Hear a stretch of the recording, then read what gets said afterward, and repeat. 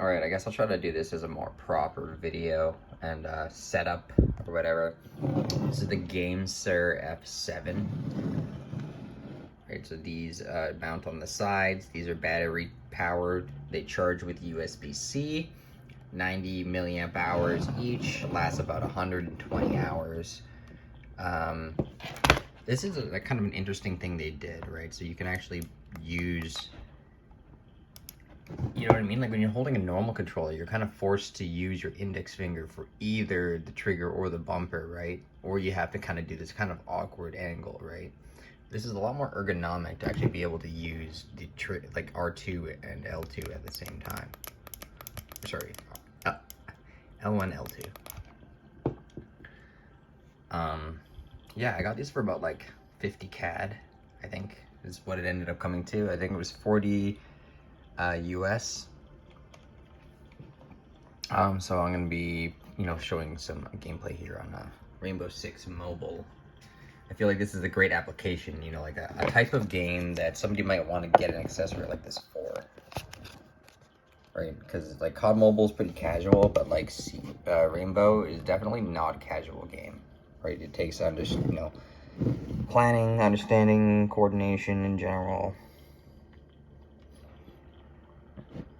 People don't really use the voice chat in this version of the game though. I've been kind of just solo queuing anyways. I've been waiting for these to come in the mail before I kind of take it seriously, because like I have it set to hold to lean, right? So I just hold the button and I'll lean in that direction, right? But then I have ADS set to toggle, because that's just the way that the game works. That's how you have to do it, right? If you want to be able to transition from leaning right to leaning left, you have to have it set up that way. Otherwise, you have to like go out every time you exit aim down sights. There is a minimum period of time you have to wait before you can aim down sights again. So, unleaning and re-leaning the other way is not fast enough. So you have to set aim down sights to toggle. Hopefully they kind of like fix some of this stuff and make it a little bit less janky, make the aiming feel a little bit better. The maximum turning speed without acceleration is too slow. I don't want to have to use acceleration, but the game forces me to, because otherwise I won't be able to do a whole 180.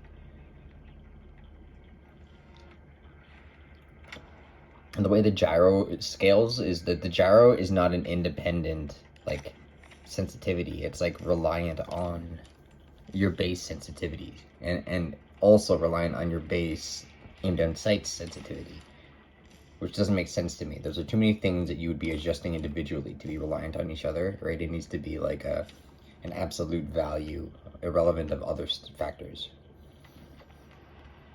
Oh no, maybe they fixed it at this point, but when I was messing around with it last week, it definitely was changing my my gyro sensitivity when I was changing my normal sensitivity. That doesn't make sense. So that's set up improperly. But if you find something that's balanced out, then just don't change it, because it'll screw everything else up. But yeah, this is a nice thing to be able to do,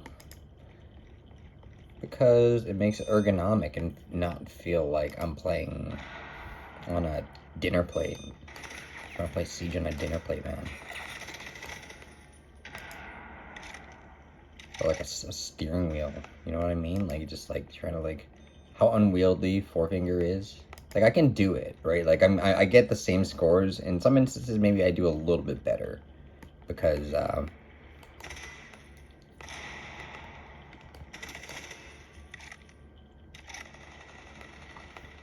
don't know, it almost feels like that maybe there's like a very, very, very slight input delay. Maybe just the fact that there's button travel, and when you're on the screen, there's no travel at all, right? You touch the screen and it's pressed, right? There's no travel. So that's probably just the main thing that I notice. Now, there is a problem. When I finish the game, I'll go over solving the issue that everybody has with these. Because if you go into the reviews for these grips, everybody says, I push the fire button and my gun won't stop firing, right? And then people are like, oh, well, I've seen videos online where people are using it with an iPad And it must just be the fact that they're using it with an iPad. But I don't think that's true. There's actually a solution that somebody posted in the comment section of another video, and it worked for me, right? So these basically come with this turbo functionality where you have about 5 settings to cycle between. Each setting has a different color, and then when you have turbo turned off, the light turns off. It has no color. So the problem is that all the modes work properly except turbo turned off. Luckily, there is a programmable turbo mode.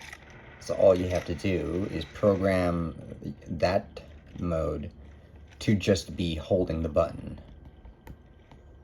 So the way you do that is you hold the turbo button for about 3 seconds. And you have to do this for each side of the controller. And then it'll start blinking. And then you just have to hold down the L1 button or the R1 button for about 10 seconds, the maximum duration of the recording time, which is about that. So you just hold it until the light turns off. And then after you do that, you just cycle the turbo settings until you get to the one where the green light flashes twice. Or maybe it's 3 times. It's the only one that flashes anyways. And that will be the custom setting. And when you set it to that, it'll be on. And if you look at just basically the spacing, because like if you get the button size on screen too close together, it'll kind of confuse it slightly too. So you need to make sure that the circles that they're placed around are, you know, well sized, but not too big. And certainly it has to be not smaller than the actual fingers on here. But once it's set on, these suction cups are really strong. And you definitely do need to use the stickers. Lots of other videos don't use the stickers. They're like, I don't like the way it looks. I don't want to put stickers on my iPad. And then they complain that the controllers slide all over the place, right? And I'm like, well, you didn't use the product the way it was designed to be used, right? And it's not like it's unreasonable. It's fairly reasonable to say that you could put a sticker on the back side of your iPad. But there's a way around this in a sense of you can just put packing tape instead, which is just clear. Or if you have a case that is very smooth, like a silicone case. Oops, sorry. I have different COD controls. I have COD set to like bump and, or like jump and crouch, so I can jump slide. But you can't jump in Siege. I'm done. I've been playing Siege for years.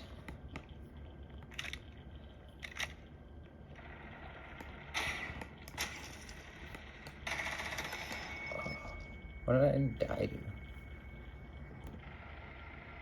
It just says was shot, I'm pretty sure. Another thing I kind of don't like is that there's no way to leave game. Like, I understand that Siege kind of has a problem with that, where people just rage quit. So the only way to leave game is you have to quit you have to like close the app. And exit out of, close it out of your task viewer. And then, relaunch it. They seem to get rid of abandon penalties because they kind of realize that people can only play mobile games at certain times of the day. But I don't really know how they're going to deal with ranked abandons.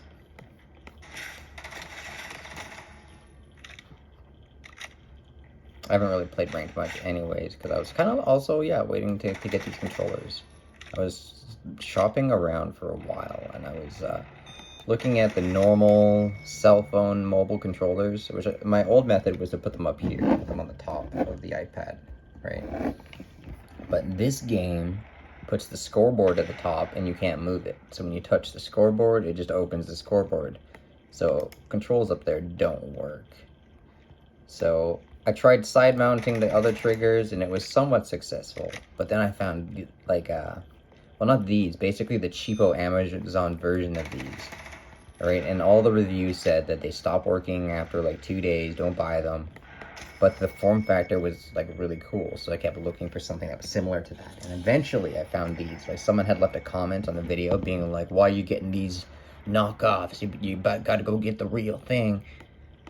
And basically, yeah, this is the real thing, and those are basically just knockoffs of this. The problem is that they don't explain the modes very well in the manual. Like, it's pretty self-explanatory, like, what the modes are when you're using them, but, like, how to change modes, how to program modes, it's not very obvious. They don't have any tech support. There's no way to update the firmware or anything like that. So there was definitely just, like, a from-the-factory software bozo moment where they messed up the default mode in programming all of these. So just program your... See all these settings, right? That one, right? So that's the one that I need to be on because that's the one I programmed, right? So yeah, it only really affects the R1 and the L1 buttons most of the time. But when you set that mode, everything's cool. So yeah, I'm pretty happy with that.